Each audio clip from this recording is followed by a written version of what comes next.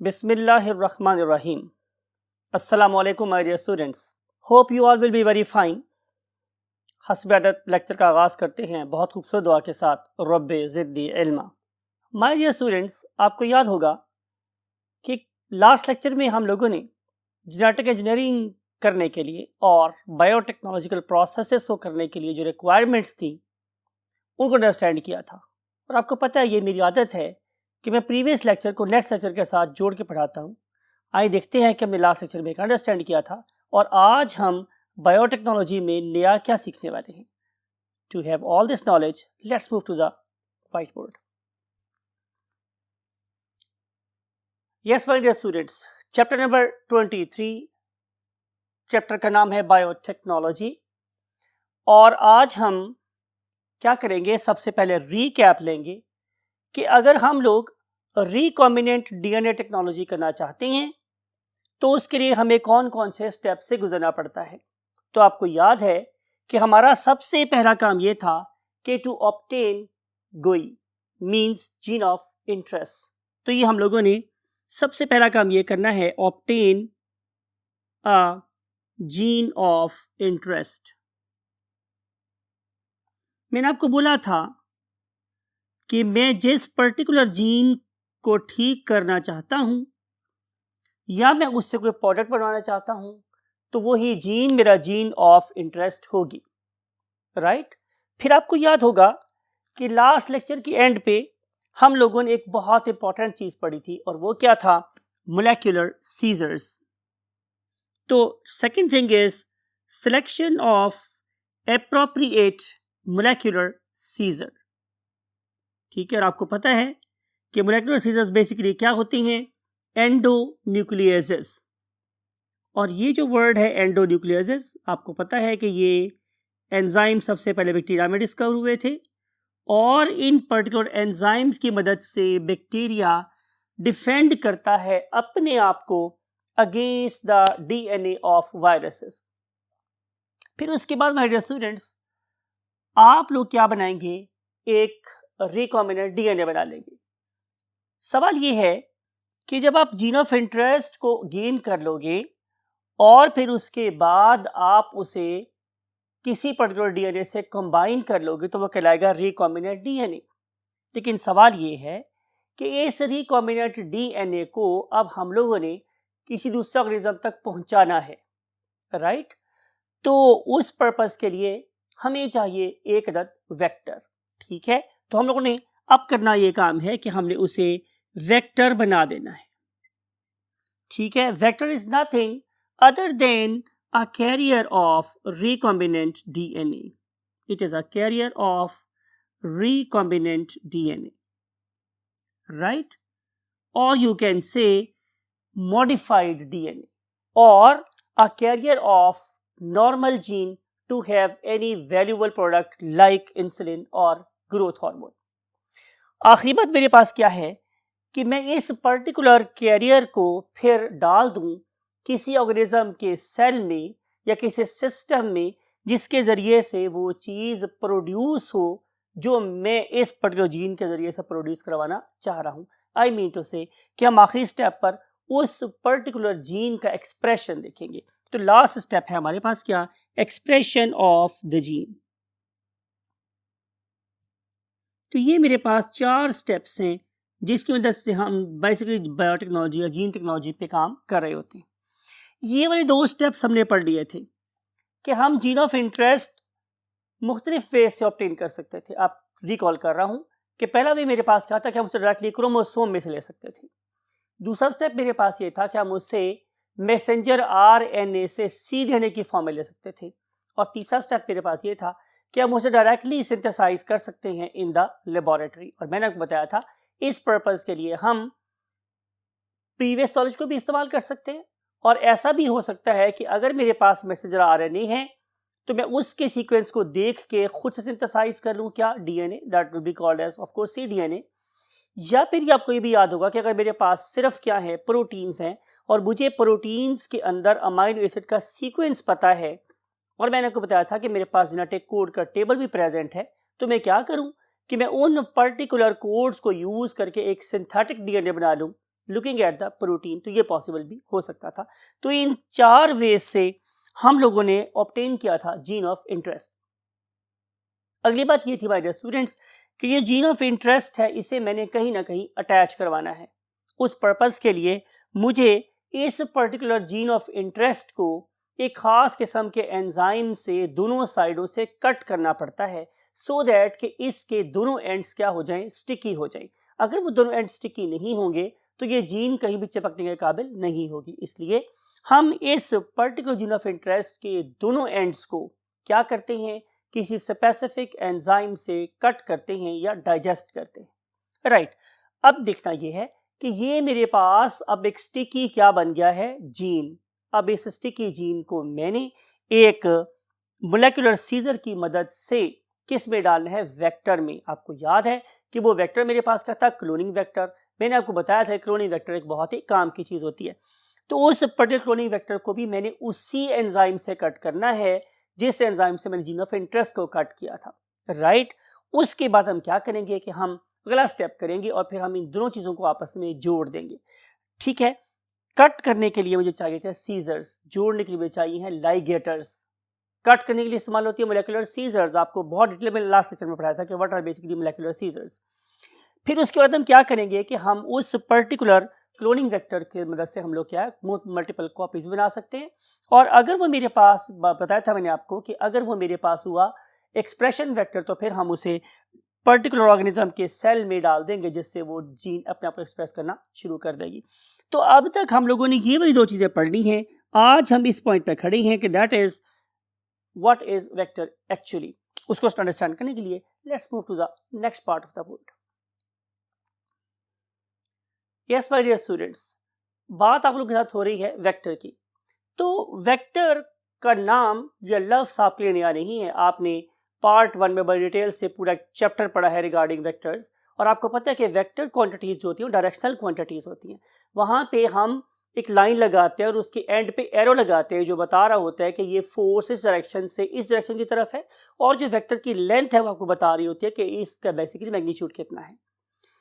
हमारा यहाँ पर वेक्टर का जो प्रिंसिपल है, जो हमारे माइंड में कॉन्सेप्ट है, वो वही वाला है।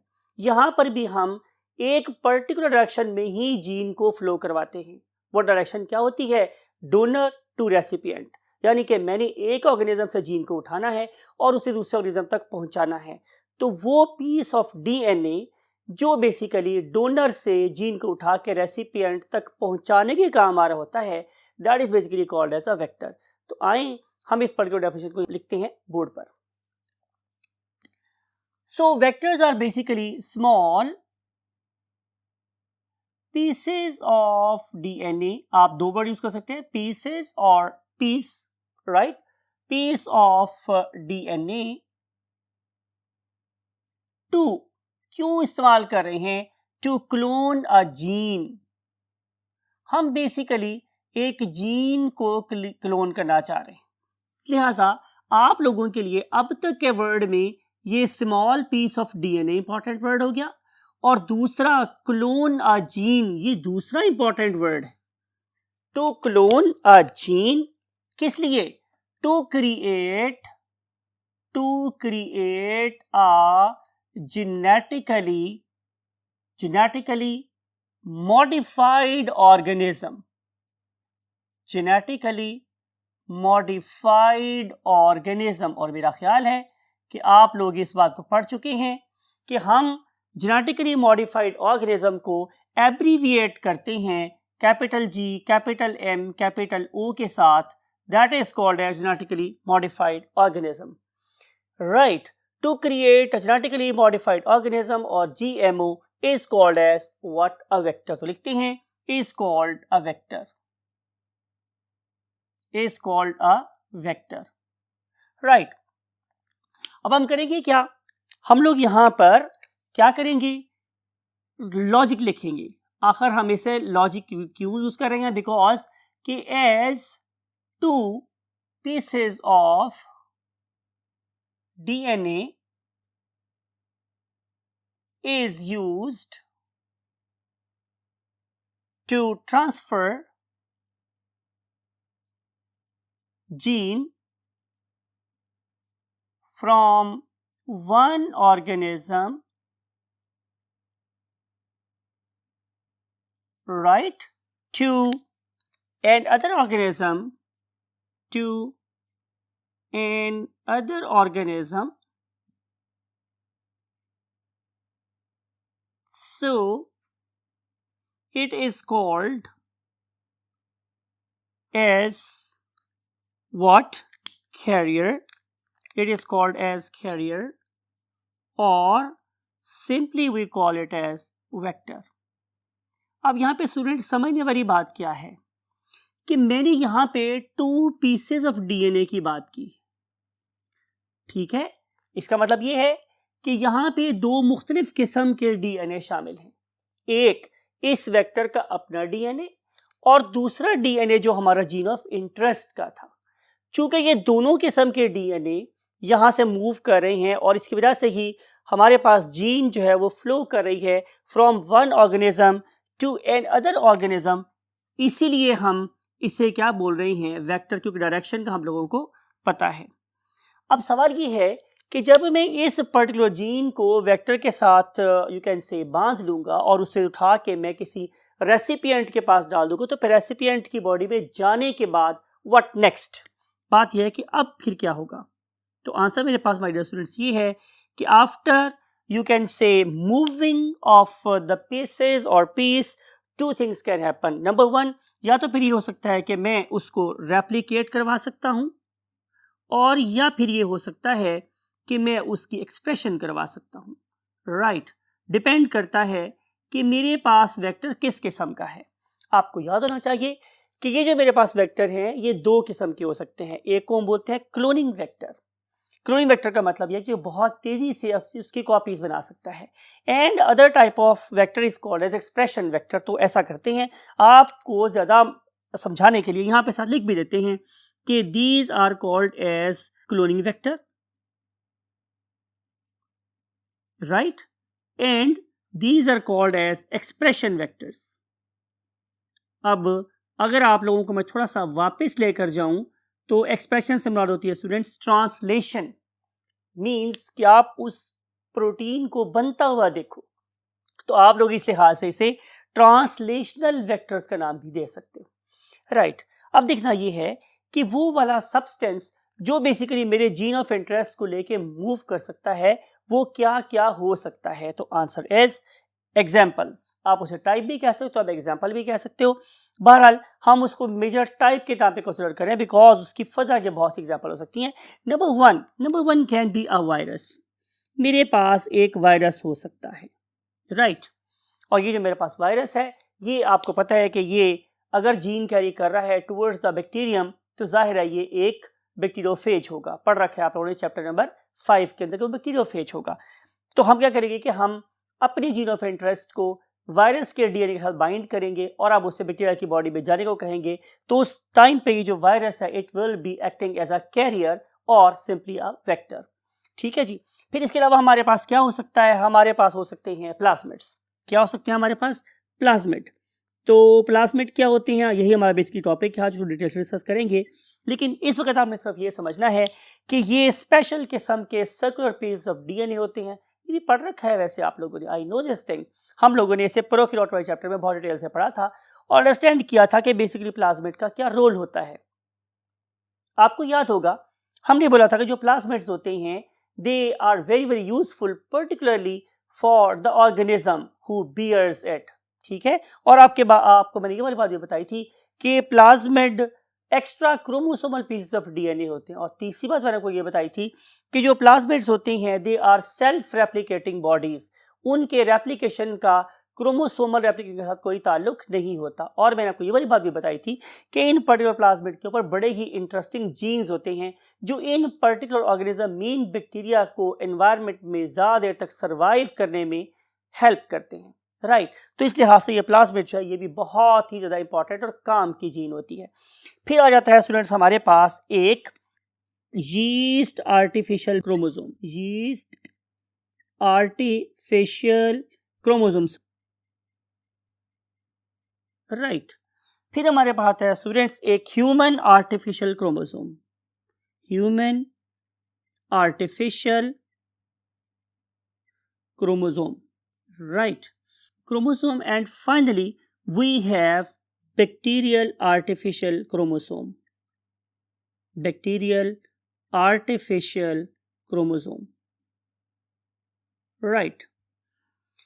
इसके अलावा मुझे अभी याद आ रहा है, तो मैंने कहा आपको बता ही जाऊं कि हमारे पास प्लाज्मिड के अलावा एक और चीज़ कॉस्मेट्स भी होते हैं।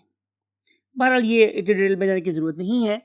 तो ये डिफरेंट किस्म के जो मेरे पास वेक्टर्स हैं, चाहे वो एक वायरल डीएनए हो या वायरल आरएनए हो, आपको याद होगा कि वायरसेस की एक बड़ी खूबसूरत टाइप होती है, उसे हम नाम देते हैं रेट्रोवायरसेस। ये भी आप लोग यहाँ पे याद कर सकते हैं, राइट? तो ये सारे के सारे क्या है, कैरियर्स हैं, वो कहीं ना कहीं मूव कर रहे हैं। जैसे कि ह्यूमन आर्टिफिशियल क्रोमोसोम है, इसको हम यूज़ करते हैं to transfer larger genes in the of course human chromosomes. तो ये क्रोमोसोम सेंसिटिव होते हैं, ये पता है कि हमने क्रोमोसोम के कौन से लोकस के ऊपर जाके हमने अटैक करना है और उसके स्पेसिफिक जो सीक्वेंसेज हैं वो इनके ऊपर अटैच किए जाते हैं। सिमिलरली बैक्टीरिया आर्टिफिशियल क्रोमोसोम है, बैक्टीरिया का क्रोमोसोम नहीं है, बल्कि हमने बैक्टीरिया के क्रोमोसोम के साइज का एक आर्टिफिशियल क्रोमोसोम डिज़ाइन किया हुआ है, that is called as bacterial artificial chromosome. तो ये सारी की सारी वो चीज़ें हैं कि जो बेसिकली मेरे जीन ऑफ इंटरेस्ट को अपने साथ बाइंड कर सकती हैं और अपने टारगेट पे पहुंच सकती हैं। याद रखिएगा, टारगेट बैक्टीरिया भी हो सकता है, वायरस भी हो सकता है, टारगेट हमारा प्लांट बॉडी भी हो सकती है, प्लांट का सेल भी हो सकता है, target animal body, animal cells भी हो सकते हैं, और इसके अलावा कोई बैक्टीरिया के सेल भी हो सकते हैं। तो मतलब ये है कि हम लोगों ने, डिपेंड करता है कि हम किस ऑर्गेनिज्म के ऊपर रिसर्च कर रहे हैं, हमारे पास हमारे जीन का साइज क्या है और हम लोग कितनी नंबर ऑफ कॉपीज बनाना चाह रहे हैं, उस लिहाज से ही हम लोग अपने वेक्टर को सेलेक्ट करते हैं, राइट? आज हम इनमें से सिर्फ और सिर्फ एक वेक्टर को स्टडी करेंगे, that is called as a plasmid. Even हम कॉस्मिड को भी स्टडी नहीं करेंगे, हम सिर्फ और सिर्फ इस पर्टिकुलर प्लाज्मिड को स्टडी करने जा रहे हैं। So let's move to the next part of the word, that is to understand what is a plasmid. Yes my dear students, बात हुई थी आप लोगों के साथ प्लाज्मिड की। डेफिनेशन मेरे पास क्या होती है कि plasmids are extra chromosomal, plasmids are extra chromosomal pieces of circular DNA. It is important, pieces of circular DNA, right? आपको याद है कि जो मेरे पास बैक्टीरिया है, इट इज अ प्रोकैरियोट, और प्रोकैरियोट में सेंटर में क्या प्रेजेंट होता है, न्यूक्लियोइड रीजन, जिसके अंदर एक ही क्रोमोसोम हाईली फोल्डेड फॉर्म में प्रेजेंट होता है, और उसके साइड पे प्रेजेंट है साइटोप्लाज्म। इसका मतलब ये है कि ये extra chromosomal piece of DNA ये न्यूक्लियोइड रीजन में नहीं पाए जाते, बल्कि साइटोप्लाज्म के अंदर पाए जाते हैं, राइट? और इंपॉर्टेंट बात ये है कि plasmids are self replicating bodies. Plasmids are self replicating bodies. इसका मतलब ये होगा कि इनकी तादाद का बढ़ना क्रोमोसोमल रेप्लिकेशन से एसोसिएटेड नहीं है। Whenever they want they can increase their number, only thing we need is a proper stimulus. जब भी बैक्टीरिया की सराउंडिंग में एक स्पेसिफिक किस्म का स्टिमुलस आएगा, उसको ये प्लाज्मिड रिस्पॉन्ड करते हैं और फिर अपने नंबर को बहुत तेजी से बढ़ा लेते हैं, और जिससे बैक्टीरिया के सर्वाइव करने के चांसेस भी ज़्यादा हो जाते हैं। डिस्कवरी की जहाँ तक बात है स्टूडेंट्स, माय डियर स्टूडेंट्स, आपकी बुक कहती है कि सबसे पहले इन्हें इकोलाई में डिस्कवर किया था, when they were studying sexual reproduction of an intestinal bacterium that is called as E coli. तो यहाँ से हम लोगों को फर्स्ट टाइम प्लाज्मिड के बारे में पता चला था। याद रखना है कि E coli is an intestinal bacterium, और हम उसकी सेक्सुअल रिप्रोडक्शन को पढ़ रहे थे, तो हमें एक बहुत ही स्मॉल छोटे से पीस ऑफ डीएनए का पता चला, जिसे हम प्लाज्मिड का नाम देते हैं। जहाँ ताल्लुक है स्टूडेंट्स इनके सोर्स की, तो जाहिर है हम इनका सोर्स बैक्टीरियम ही है, प्रोकैरियोट्स हैं। तो डिफरेंट किस्म के बैक्टीरियम से हम लोग इन पर्टिकुलर क्या प्लाज्मिड्स को आइसोलेट कर सकते हैं, निकाल सकते हैं। अगेन, अगर मैं प्लाज्मिड की आइसोलेशन की बात करूं, तो मेरे पास प्लाज्मिड को आइसोलेट करने के मुख्तलिफ तरीके होते हैं। ये हम इस्तेमाल करते हैं एज पर the size of plasmid, right. इसके लिए प्रॉपर हमारे पास क्या किट्स मौजूद होती हैं, और उन पर्टिकुलर किट्स को इस्तेमाल करके हम एक स्पेसिफिक प्रोटोकॉल को फॉलो करके स्पेसिफिक डिवाइसेस को यूज़ करके हम प्लाज्मिड को क्या कर सकते हैं, आइसोलेट कर सकते हैं, और फिर उन पर्टिकुलर प्लाज्मिड्स को हम अपनी जेनेटिक रिसर्च में इस्तेमाल कर सकते हैं। यू नो वेरी वेल कि नॉट ओनली हमें प्लाज्मिड को आइसोलेट करना पड़ेगा, बल्कि मैंने आपको बताया था कि हमें मोलेकुलर सीजर्स यूज़ करनी पड़ेंगी, और मैं इस पर्टिकुलर प्लाज्मिड को उसी पर्टिकुलर सेट ऑफ एंजाइम से कट करूंगा कि जिससे मैंने अपनी जीन ऑफ इंटरेस्ट को कट किया था। Now both of them have got the sticky ends and they have got the complementary bases against each other. Now they can act as a, you can say, attractant for one another, and they can combine. Then we add, you know very well, an enzyme known as ligase, जिससे ये दोनों piece आपस में जुड़ जाएंगे और मेरे पास बन जाएगा एक रिकॉम्बिनेंट डीएनए। बात आपको समझ आ रही है? अब हम देखते हैं इसकी example.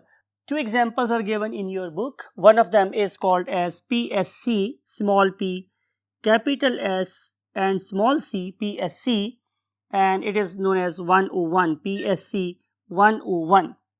And other example is PBR, P and then BR 322, right.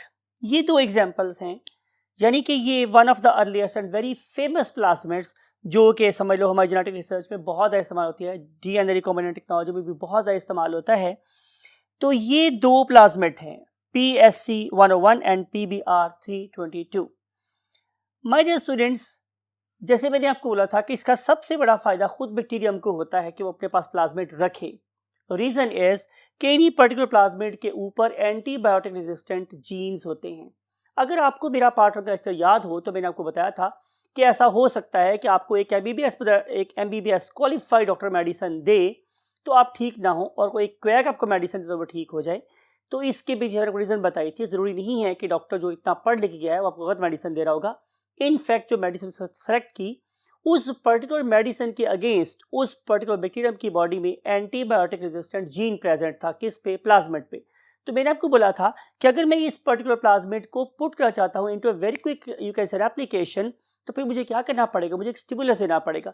तो यूं ही इस पर्टिकुलर डॉक्टर ने इस पर्टिकुलर पेशेंट को क्या दिया? एक एंटीबायोटिक दी, और चूंकि उस एंटीबायोटिक के अगेंस्ट जीन बैक्टीरिया के पास था, वो इंड्यूस हुए, मुतासिर हुए, तो उन्होंने फौरी तौर पर अपने नंबर को बहुत ऐसे इंक्रीज किया और बैक्टीरिया को मरने से बचा लिया।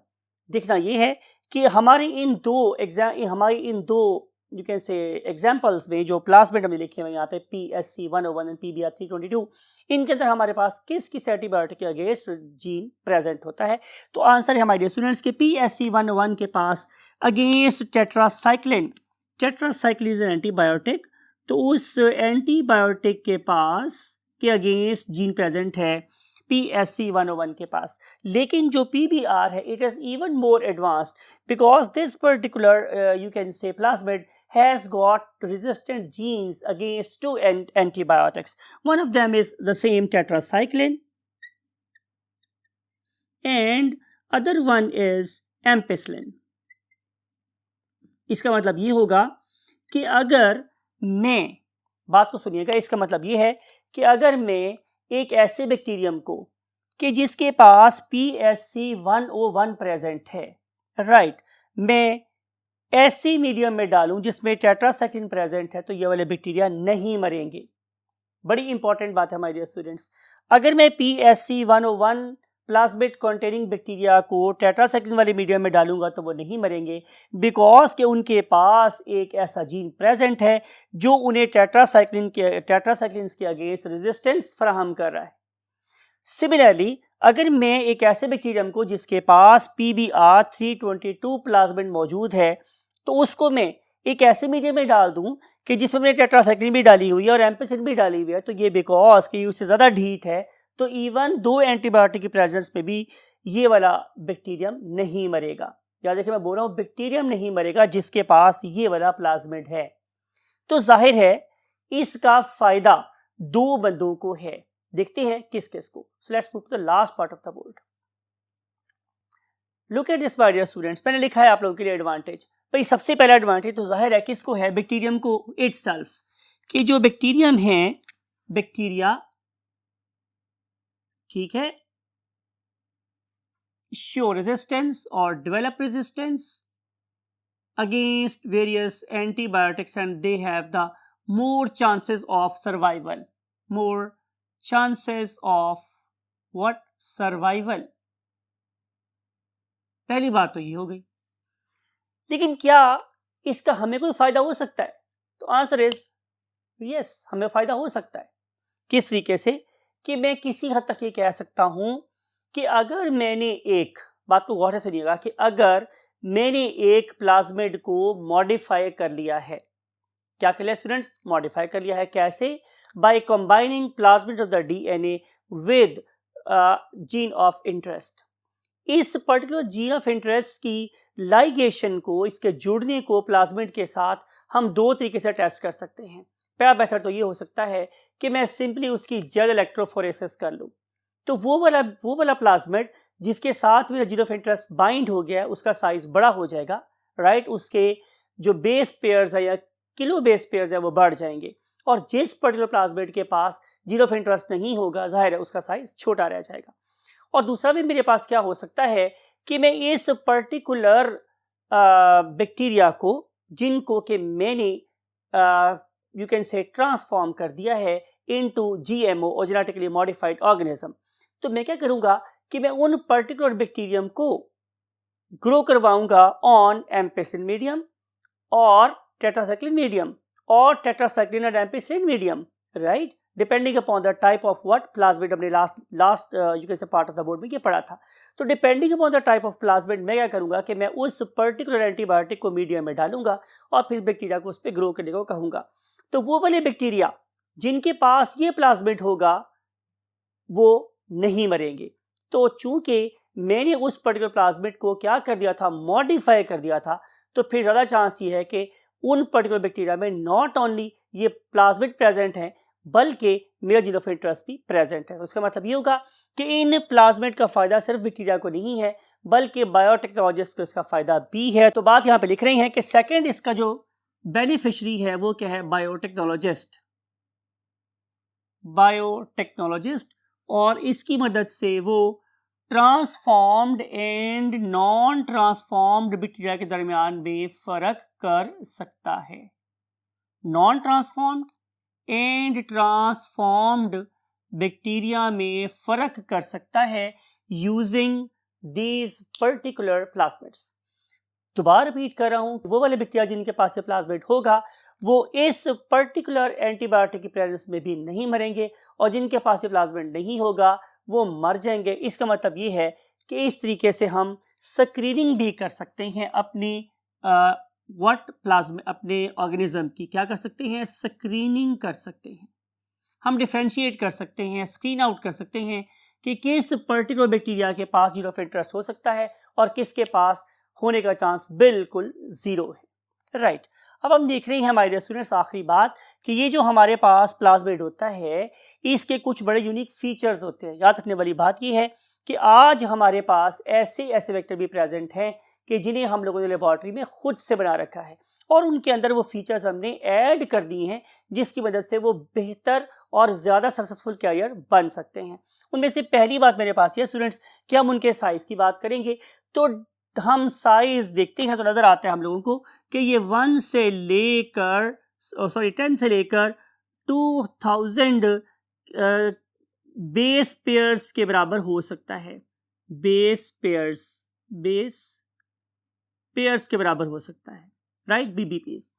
फिर इसके अलावा आपने याद रखना है हमारे स्टूडेंट्स कि ये एक प्लाज्मिड मैंने ड्रॉ किया हुआ है। इस पर्टिकुलर प्लाज्मिड में हम लोगों ने ये डिफरेंट रीजन्स बना दी हैं, something like it you can see over here. अगर मैं इसको कलर करवा सका तो मैं डेफिनेटली मैं इनको यू कैन से पेंट करवा दूंगा आप लोगों के लिए। लेकिन इसके अंदर आपको नज़र आ रहा है कि दो बड़े इंपॉर्टेंट जोन हैं। उनमें से एक होता है मेरे पास नॉन कोडिंग रीजन और दूसरा होता है मेरे पास एक कोडिंग रीजन। यानी कि ये तो मेरे पास वो वाला जोन है कि जिसका होने या ना होने से मुझे फ़र्क ही कोई नहीं पड़ता, लेकिन जो कोडिंग रीजन है ये बड़े इंपॉर्टेंट होते हैं बिकॉज कि मुझे अपने जीन ऑफ इंटरेस्ट को इस कोडिंग रीजन के अंदर दाखिल करना होता है। अगर मेरा जीन ऑफ इंटरेस्ट इस कोडिंग रीजन में एंटर होगा तो ही इसकी यू कैन से कि रेप्लिकेशन एक्सप्रेशन होगी। अगर ये कोडिंग रीजन में नहीं होगा तो फिर डेफिनेटली इसकी एक्सप्रेशन और रेप्लिकेशन दोनों नहीं हो सकती। तो this region is very very important, that is called as a coding region. अगर मेरा region of interest non coding region में आएगा तो सबको उसका फायदा नहीं होगा। इस चीज को चेक करने के लिए कि ये क्या उस जोन में आ रहा है कि नहीं, हम क्या करते हैं कि हम उस पर्टिकुलर वेक्टर को कट करके देखते हैं by means of certain you can से सॉफ्टवेयर्स कि क्या जो मेरा प्लाज्मिड है वो मेरे एंडोन्यूक्लियोसिस के साथ कट होगा या नहीं होगा, whether this particular plasmid is a cutter और non cutter for that very you can say enzymes. फिर इसके अलावा यहाँ पे एक और बहुत ही इंपॉर्टेंट चीज होती है, that is called as the origin of replication. ये भी हम खुद से इंसर्ट करते हैं, यानी कि अगर फॉर एग्जांपल मैं इस पर्टिकुलर प्लाज्मिड में से ये वाला रीजन एलिमिनेट कर दूं तो जाहिर है इसके अंदर तो ये पैगाम ही नहीं है कि तुम अपनी कॉपीज बनाओ, या ये पैगाम नहीं है कि तुम अपना एक्सप्रेशन बनाओ, तो फिर ये वाला वेक्टर बिल्कुल क्या हो जाएगा, मेरी बेकार हो जाएगा। तो अगर मैं ये चाहता हूं कि ये वेक्टर अपनी बहुत ज़्यादा कॉपीज बना ले तो फिर मुझे इस पर्टिकुलर वेक्टर के अंदर एक खास कोड एंटर करना पड़ता है। That code ensures what, the very quick replication of these self replicating bodies. ठीक है, फिर हमारे पास एक और जीन बहुत इंपॉर्टेंट है, जोन बहुत important, that is called as ABRG US region. It is called as antibiotic resistant gene region. मैंने आपको बोला अभी कि जिस प्लाज्मिड के पास एंटीबायोटिक रेजिस्टेंट जीन होंगी जाहिर है वो प्लाज्मिड हेल्पफुल होगा not only for biotechnologist but also for the bacteria. Bacteria को इससे मिलेगी लाइफ और बायोटेक्नोलॉजी को इसकी मदद से मिलेगी जीन को स्क्रीन करने की एबिलिटी। सो ये कुछ फीचर्स हैं, ये कुछ प्रॉपर्टीज हैं जो एक अच्छे वेक्टर या प्लाज्मिड के अंदर होनी चाहिए।